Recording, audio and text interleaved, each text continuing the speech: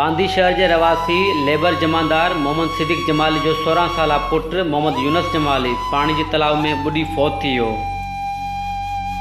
16 साल नींगर मोहम्मद यूनुस जमाली गर्मी का तंग थी बांदी जी आइस फैक्ट्री के पानी के थदे तालाब में वञण की कोशिश कई, जैं दौरान हू बुडी फौत थी वियो। जे फौतगी की इतला ॿुधंदे ई संदसि वारिस आइस फैक्ट्री बांदी पहुता, जितां नींगर जो लाश बिना पोस्टमार्टम के घर नियो वियो। संदसि लाश घर पहुंचण ते घर में कोहराम बर्पा थी वियो, जॾहिं ते बांदी में सोग वारी सूरतहाल छाइजी वई आहे। मोहम्मद हनीफ जमाली, रिपोर्टर, कूंज न्यूज़, बांदी।